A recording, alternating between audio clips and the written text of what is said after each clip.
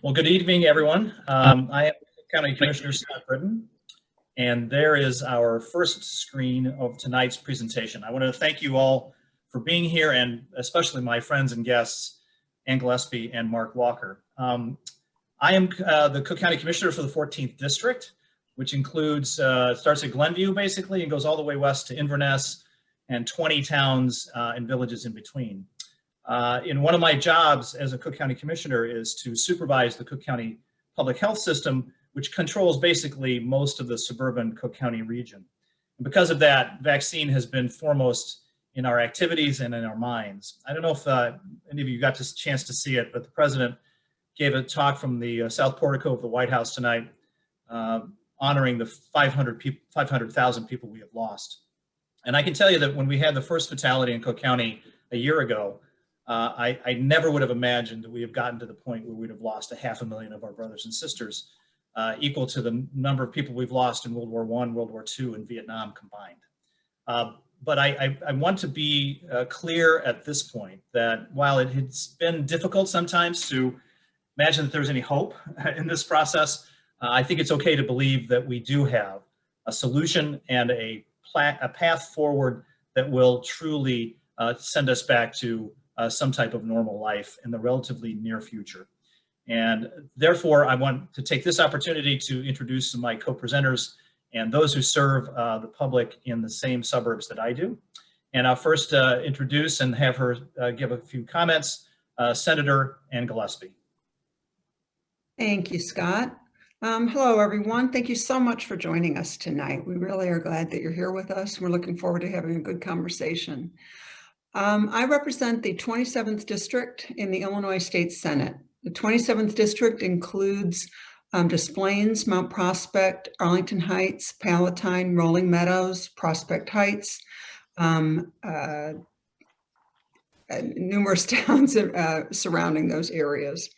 And the COVID hit our community in District 27 early. We had cases number 3 and 4 in the state here.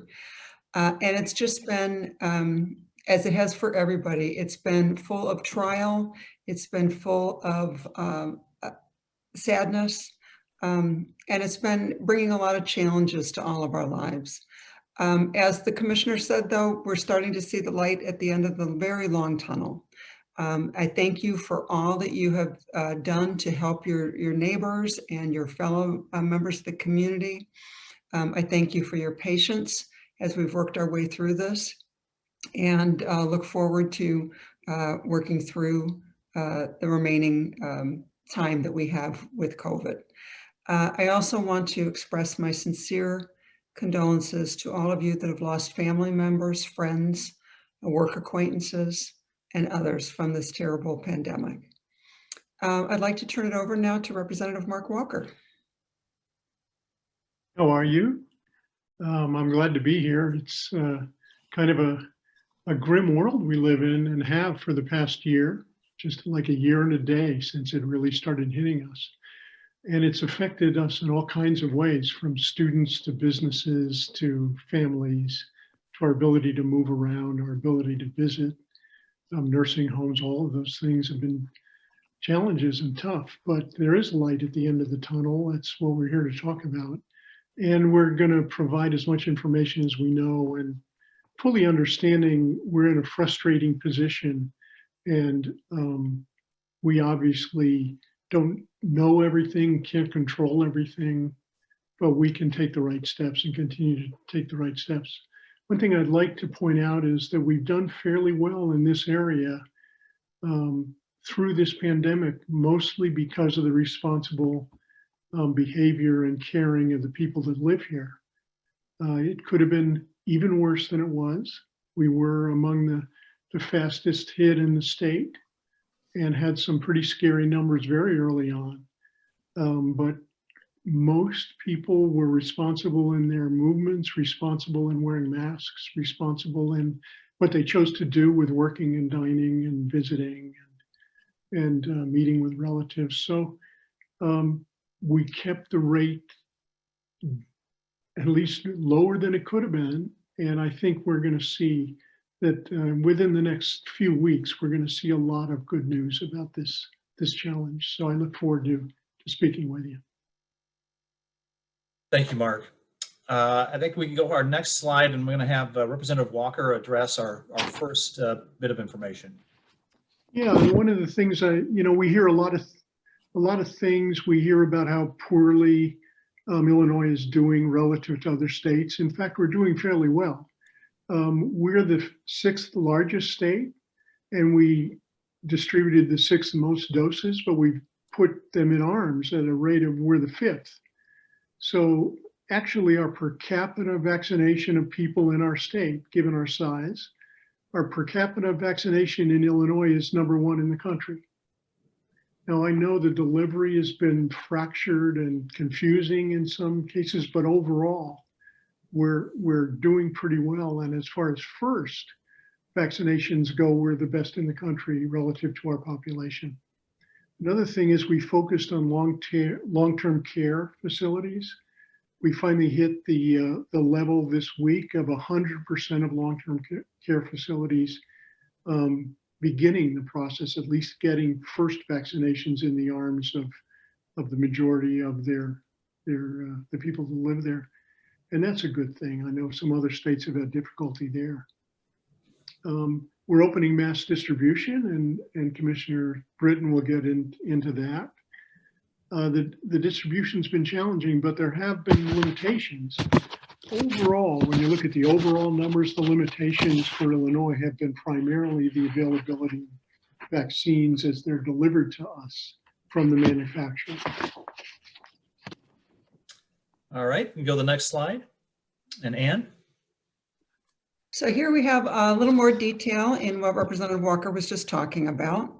Our total Illinois doses are 2.7 million received. We've administered 2.15 million of those. Long-term care administered doses is 282,000, nearly 283,000. And our vaccine rolling day average is 52,600, meaning on an average day, that's how many people are getting vaccinated here in Illinois. The long-term care vaccinations, it's important to remember, are being administered through a federal government pharmacy partnership program. So we report the data as we receive it from CVS and Walgreens, but they are administering it under their agreement with the federal government. All right, we can go to the next one. And Mark? Yeah, this chart shows just in general the administered vaccine doses. It shows that we are growing, and we do have some interruptions up and down, but we are growing. If you'll note, if you look really closely at the chart, you'll see kind of an orange or reddish line within those bars. That's the 7-day rolling average. There's a little dip lately, and that's been a challenge which we've all seen. In fact, a couple of days this past week, because of the weather crisis, Illinois got 0 vaccines delivered to Illinois, which caused some interruption in our ability to put them in arms, obviously. Both because planes weren't flying and trucks weren't driving. And even more important, I have found, is that the manufacturers couldn't get their employees to work. That's how bad the weather was in some of the areas where these vaccines are manufactured. So we're having a slow week right now. Next week should be very good, I hear from the state. We're catching up right now. One of the other things to keep in mind is that right now, because we're catching up and have to because of the dates, about 80% of our current vaccines will be going as second doses to people. So if you haven't had a vaccine at all and you look on the sites and you try and find one of the reasons this week and part of next week, there'll be almost no availability for first doses is because we're catching up on second doses. And that should be done in the next 10 days. So after that, it looks like we'll be doing okay. All right, the next slide. All right, Senator? So how does Cook County look compared to other counties? And you'll see that Cook County is doing well relative to our neighboring counties. The state, as Mark had mentioned earlier, is about 4% of the population is fully vaccinated at this point. In Chicago, that's 4.23%. In suburban Cook, it's 4.1%. And you can see from the rest of the slide that DuPage is a little bit higher, and Kane, Lake, and Will are all behind us. So we're keeping pace with the rest of the counties. We're where we should be at this point. The other thing to keep in mind is looking at that total reported inventory. And we are using it as it's coming in. What you see there as stock is really, as Mark had mentioned, is there for the second doses. But we are doing a good job of getting the vaccination into arms as it's coming in. Okay. And next we'll have Mark finish off this group of slides with the vaccine stages. Yeah, thanks. So let's talk about eligibility. You know, I think everyone knows who's on this call that we're in phase 1B today. It includes all of the first responders, corrections, food and agriculture, postal service, manufacturing, as the list goes on. It also includes teachers and persons aged 65 years and older in those categories, as well as 65 and older. We're still not quite into the 1B. We're there, but I don't believe we're more than halfway yet finishing 1B. The time in which we go to 1C, which includes other people with high-risk medical conditions and other jobs, it's still a little bit delayed.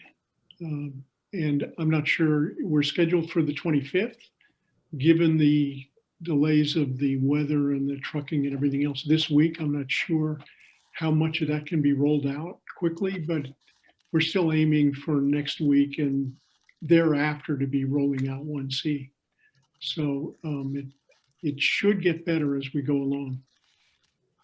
One of the things we've heard a lot of complaints about, you know, people getting in front of lines and things. There are some few cases that does happen, but in fact, the Department of Public Health tries to follow up on those and tries to straighten out that process such that it doesn't happen. And there are other entities here, as Ann said. The VA is delivering doses to veterans. Some independent pharmacies now have vaccines are delivering, and some smaller hospital systems are delivering vaccines, and some of them are doing it a little bit quicker because of their population and where they are than Cook County suburbs. But we'll catch up. That's it. All right, I think we can go to the next slide. So if you have not done so, and you live in suburban Cook County, except for the limited number of communities that have their own health department, which is Evanston, Skokie, Stickney, some other places. But most of suburban Cook and pretty much everything in our district, you sign up through the suburban Cook County site, which is vaccine.cookcountyil.gov. You know, getting your name on that system will give you updates. It will provide you with information that will then enable you to make a vaccine appointment when there is vaccine available. Now, I know there was some confusion because Cook County Health sent out something that was a survey that was not the registry. So if you signed up for the survey, thank you for giving that information. That is useful for us, but you still have to sign up at vaccine.cookcountyil.gov. That will get you the shot in arm. That's what you're focused on. So please do that. And we have also listed for Chicago residents, Evanston and Skokie, the other sign up options for you as well. All right, the next slide. So if this is how you get signed up on the Cook County portal, and we're just going to run this to show you generally how it works. You execute the sign up form, and by the way, this is on my social media and website, so it will show you exactly how to do it. If, as I am, you're not exactly proficient in either typing or using the internet, but you can put all the information in there as you've indicated, and you can then continue to get both updates as to where you are, and also will enable you to be in line for the vaccine at the time when it comes up. Again, it's my understanding now that with 1A and 1B and 1C, as was explained by Representative Walker. Once you sign up for this, you will be in the system for 1C when we get there, which we hope to do as soon as humanly possible once the vaccine supply has expanded. And as, again, the senator and the representative have indicated, the biggest problem right now is our vaccine availability and how much we can get through the state of the federal government for the procedures that we're going to have over the next several weeks. And I think we can just go to the next slide. So the other thing that's been brought up to me numerous times is the fact that there are organizations that wish to be vaccinated, not just individuals. And that includes teachers and people in essential industries, transit workers, lots of different people need to sign up. There is now, as of this weekend, an organization sign-up vaccination site that you can go to, which we will then have a policy and procedure by which we can try and get you vaccinated. A perfect example of that is starting on Wednesday, we have a new facility opening at New Trier West in the eastern part of my district. That will enable people to, organizations, not individuals, to sign up and we hope knock out dozens of people at a time. Knockout's a bad word.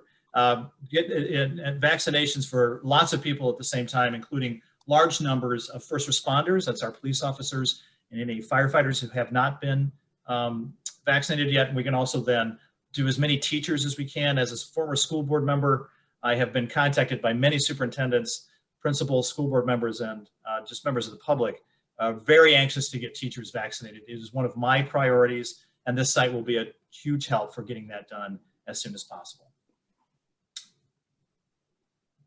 So this is a map of the Cook County sites that have vaccine. It shows you the green, which is the Arlington Heights Health Center. I actually went there with my daughter. She's a teacher and she was getting her vaccination. And I got to talk to a very earnest sergeant from the Illinois National Guard, who's from downstate like I am. And he was telling me that the system works very well. They're doing hundreds of shots a day. They could do more, they have more capability, but we simply don't have the vaccine to give them, and that has slowed things down. This also shows you that there are a number of places in the north and northwest suburbs where you can also go, including the Walgreens, Mariano's, and eventually CVS, I believe, will probably be involved in this as well. One thing people ask me a lot about is once we get through 1C, and there's going to be a lot of people in 1C, we're going to open this up to the general population in our phase 2. In order to do that, we need mass vaccination sites. People have shared with me that there are some mass vaccination sites currently open, none necessarily close to our area in the north and northwest suburbs. As you can see there at the bottom, we have not only the New Trier site, which will be opened in the eastern part of the district, but also Bell Works Chicagoland, which is in Hoffman Estates. We anticipate that opening in March, and that is going to be able to handle large numbers of people in a drive-through system. Like you've seen on the news at Dodger Stadium and other places around the country. That will be a tremendous advantage. People say, well, why can't we open that today? It does take some time with logistics. The main reason we don't open it today is because we don't have any vaccine to give them. Until we have more vaccine through the system, it's simply not going to be productive to have a mass vaccination site that can't actually give you the shot. So I do believe that that will be up and running in March. And by the time we really ramp up the general population into April and May, we'll have a mass vaccination site near our area to take care of as many people as we possibly can. As you know, I'm sure there are pharmacies that currently are willing to and are able to sign you up if you're in the category that's currently available for vaccinations.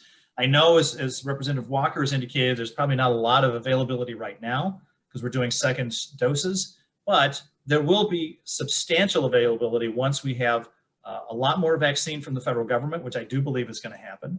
And Walgreens is the primary pharmacy that currently will be receiving this vaccine. It will also, and it's currently at the Jewel Osco's, but it'll also be expanded into Walmart and Mariano's, along with CVS as we go forward.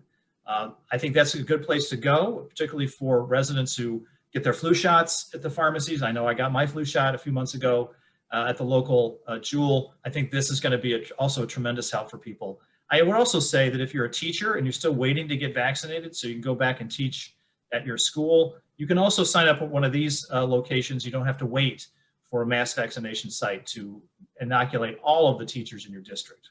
So that's an option as well. What I tell particularly elderly residents of the district, call your doctor's office. There are a number of different groups, as you can see them listed here, the major medical groups in Northern and Northwest Cook County. They can give you information, particularly those over 65 currently. They will be able to sign you up for a vaccination. Now, again, sometimes it's hard to get through the computer systems and trying to get signed up when there's no availability. I strongly recommend that if you have a family doctor, call them. They can help you through this process, and I think it would be a tremendous benefit to those, particularly who are still over 65 and not been vaccinated. These particular areas will help you, and your doctor can get you signed up for a vaccine. So, there are currently many more people who want the vaccine than there are vaccines available. I know that's frustrating. And it's easy for me to say, be patient, we're all waiting. But at the same time, just in 1B, there are 650,000 people who are eligible. We receive about 17,600 vaccines a week. Again, the federal government has indicated that's going to expand, I think by as much as 34% per week. That will be a huge help. But there is still an issue as to timing and as to availability. So please, again, be as patient as you can. As Representative Walker again said, I think over the next 2 weeks, we're going to be able to get through the second doses. And in March, I believe there will be substantially more availability for vaccines, which will make this process so much easier for all of you. So we are working as hard as we can with our local school districts. That's why we're opening additional what are called pods. These are places where people can go for vaccines who are in one of the 1B categories that relates to public service, such as police officers and teachers. We have done a really good job, I think, now of addressing the issues at the long-term care facilities, as we have listed here, and working on second doses to get through that system. As everyone also knows, some of the most significant problems we had in Cook County and around the country were our seniors in long-term care facilities. That's why we've prioritized them through these federal contracts with Walgreens and CVS, and that has been, while a little slow at the beginning, I think has really caught up. One thing that people talk to me, and I was in my office, my district office the other day, and sometimes I pick up the phone just to scare people, and I talked to an older person, and I'm older myself, so I can say that, who said, I'm scared to go out of my house. I haven't been out of my house in a year. I don't go to the doctor. I need a vaccine, but I'm not going to go out and get it at Walgreens. And I can understand that. So one of the points that we are putting in place for the use of our EMTs at these pod vaccination sites, the place that I've been talking about in New Trier West, is going to be staffed by firefighter paramedics. They can do a trach tube, they can give you a shot in your arm. And these are trained professionals who will be able to be trained in these pods. And then as we get more vaccine, we are committed to finding a way, and I hope maybe using our township governments to get more vaccine into the elderly residents who don't feel comfortable going to the doctor or Walgreens to get it done. So we are committed to that. It's going to take a little bit more time, but we're training the people who need to be able to do it, and then we're going to figure out a way to get those shots in arms. I've heard a lot of people saying that we are being ignored up in the northern suburbs as to vaccine distribution. I just don't think that's necessarily true. As you can see, vaccines by district are shown here. The northern part of Cook County has had substantially more vaccines than other parts. Now, again, there are a lot of different reasons for that. But at the same time, there is a very significant concern that Black and brown populations in Cook County are not going to necessarily be treated equitably. I think there is some truth to that. And that's why I think there has been a focus on at least trying to catch up for some of these areas that have been not as well served by vaccine distribution to this point. Again, I think that we can see that there are many ways that people in the northern suburbs can get vaccinated. But I think that we are also being fairly treated, and we are going to try and keep the county aware of our need in this area, as well as the other areas of Cook County. But I think the point that we're trying to make is that everyone should be vaccinated, regardless of where you live in Cook County. And while there's vaccine hesitancy and there's an education process, one thing we have learned, and I'm glad we see Dr. Fauci out a lot more than he was before the recent change in administration, because he is, I think, emphasizing how very safe this vaccine is, and that we must commit to a better job of educating all of our citizens in Cook County as to how important it is to have this type of treatment, because it's going to save not only your life, but potentially the life of someone else who might be exposed to the disease. So we are going to continue to work on that and to address the areas that have the current greatest disparities, while making sure that we also have opportunities for vaccines in our district. So we did get some questions, and we're going to go through as many of those as we can in the time that we have for this process. You can also use these resources for medical questions. I am a lawyer. I am not a doctor. But I think that these particular resources will give you a lot of information that will be useful for whatever questions you may have. But let me see if we can answer some of the more common questions that we get, and I'll ask my friends Mark and Ann to help me out with these. So as Mark actually mentioned, there's this perception that a lot of people are skipping the line. I'm sure that there are some people who are, but I'll give you 2 points on this. One, I don't get overly worked up about people being vaccinated. I get worked up about people not being vaccinated. What we need to do is to reach herd immunity, so we should get people vaccinated as quickly as possible. But truly, I do not see significant issues of people trying to get vaccines who don't deserve them. And at this point, while it is important for us to be patient, I do think that the system is rolling out in an equitable manner as best as we can for the moment.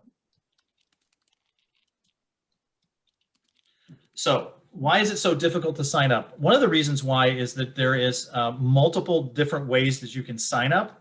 You can sign up in the city, you can sign up with the county, you can sign up with Walgreens, all these individual places, and your healthcare provider. I'm working on that particular issue in the county. We are working with the IT professionals. You can sign up in more than one place. I strongly recommend that you do, but only make one appointment, because that appointment that you take and don't use could be somebody who could have been vaccinated and then wasn't. I have also had many people indicate that their use of the computer is not that great. That's why we have expanded the number of people who are working our phone lines. They'll be able to help you. I know there was long waits and no one answering the phone for a period of time. That's been improved, and they will be able to sign you up if you can call in, and we'd be happy to help you. As to our office, Barb Cornu, whose information you'll get at the end of this, is now the vaccine czarina of the 14th district. One of her primary jobs right now is to get people signed up and to help you. So she's very good at that. Please reach out to her and to my office. You can also reach out to Representative Walker and Senator Gillespie, but honestly, it's kind of my responsibility first and foremost to try and work this through the Cook County health system. So feel free to use our resources and we'll help you as best we can. You know, the Cook County website, again, I mentioned there were 2 of them. That was a bit of a confusion, but we now have one, the vaccine.cookcountyil.org. Again, I addressed the fact that we'll try to get to homebound individuals as much as we can, but we also have to get these EMTs trained for that and then get more vaccine. But that is on the list of the things we plan to do. Also, you can't reserve a month from now because we don't know how much vaccine we're going to have a month from now. Right now, we do not prioritize based on the 1B categorization. It is kind of whenever you sign up, you get it done. It's almost impossible to do it more selectively and then get these people vaccinated as quickly as possible. Again, we've addressed the connected issue. All of the Cook County Health Centers currently are utilizing either the Pfizer or the Moderna vaccine. We're hoping that the Johnson & Johnson will soon be out for the ability to be used. I think that will be a game changer because it may only need 1 shot. That will make things a lot easier for us at this point. We do not waste vaccine. At the end of the day, we try to give out as many shots as we can. If a person brings in their spouse and they're over 65 and the spouse is there and we have an extra vaccine, we're going to give it to them. And I have no problem with that. Again, we want to get as many people vaccinated as possible. And again, some schools have been able to get vaccinated through connections they have with Walgreens or Jewel or other organizations. Again, that's a good thing, but we're also going to catch up and get the rest of these teachers vaccinated as well. Again, there's going to be another mass vaccination site in the western part of the district in Hoffman Estates soon. Again, there are very specific rules as to how we distribute vaccines, so it's hard for us to use schools or community centers because of the nature of the vaccine. That also might change a little bit once we have the Johnson & Johnson approved. And again, we don't have vaccine to distribute because we don't have enough from the federal government yet, but I do believe that's going to change. And by the way, if you see something when you sign up on Walgreens or CVS asking for a code, we do not have codes in the state of Illinois, so you can just skip that part.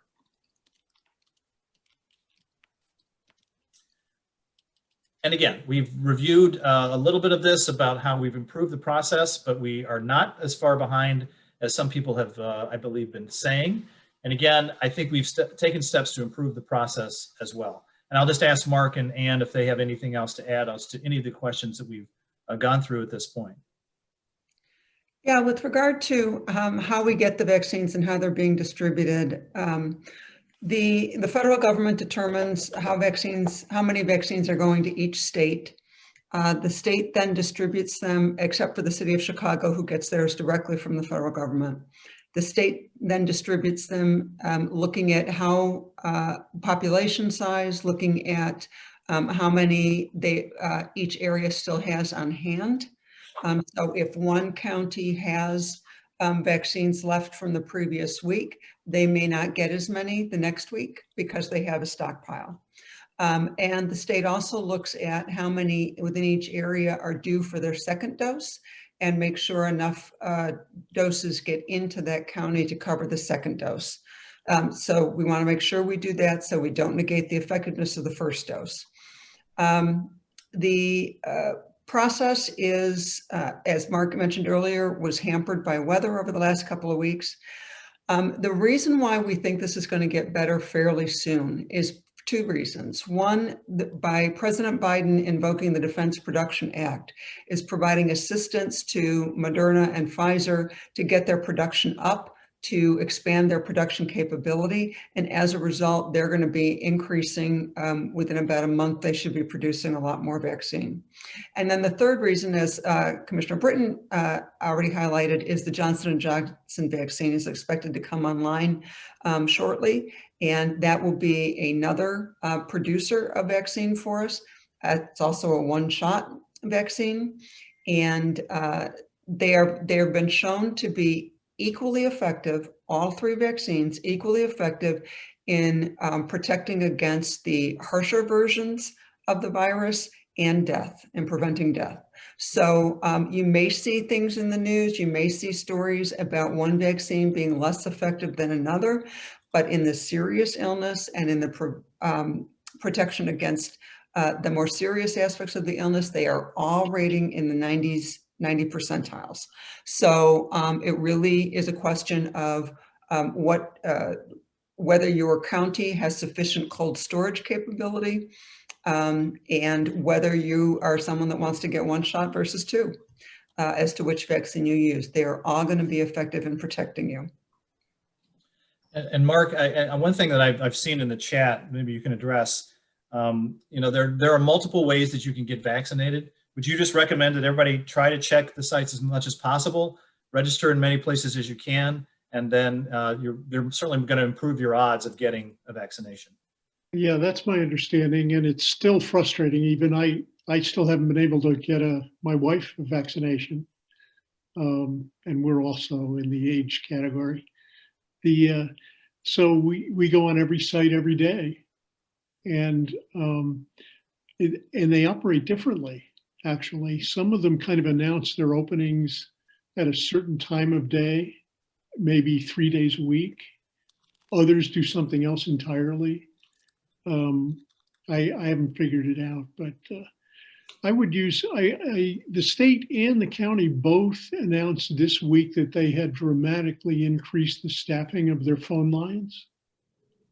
So that's definitely something I'm going to try and advise other people to try.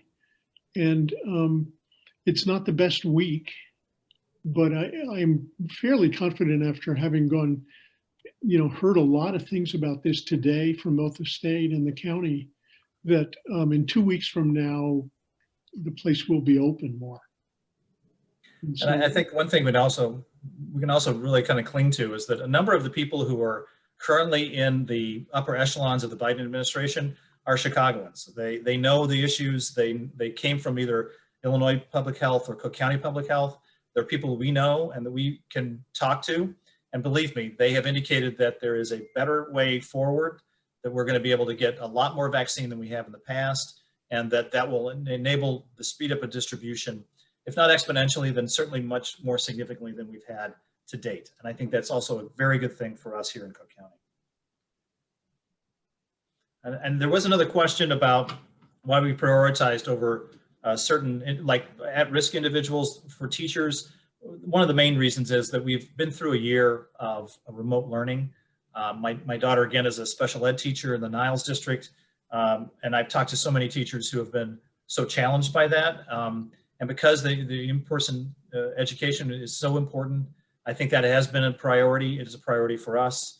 But again, it's not like we're ignoring those with special medical conditions. We're going to start those, as Mark indicated, very soon, and we're going to try and get those taken care of as well. So again, and there's a lot of teachers who have not been vaccinated yet, but we're working on it. And I guess if I can, I'll just maybe wrap things up by asking Representative Walker and Senator Gillespie to kind of finish this off, and then I'll give you some, you can go to the next slide, and then I'll give you some contact information. But if you would, Representative and Senator, maybe you can give us your last thoughts. Mm-hmm. Yeah, we understand how challenging it is to try to find an appointment, and the system is very splintered apart in terms of there being multiple places to go. There's no centralized registration. And that actually reflects our healthcare system in this country in general. It's a very localized healthcare system. There's a lot of pluses about that, and there are some challenges about that. And one of the challenges you're seeing now is that we don't have a centralized registration type of function in the United States. And so we have all these different ways to sign up for things. It's without question, it's frustrating, and without question, it's a challenge. But we do want to be here to help. We can help with getting you information about where to sign up. We can help with trying to smooth some things if you're hitting particular bumps that are unique. And so you have the contact information here. Please do reach out. We want to be able to help you get it when it's your turn to get it. And we look forward to talking with you and trying to help you smooth the process. And Mark?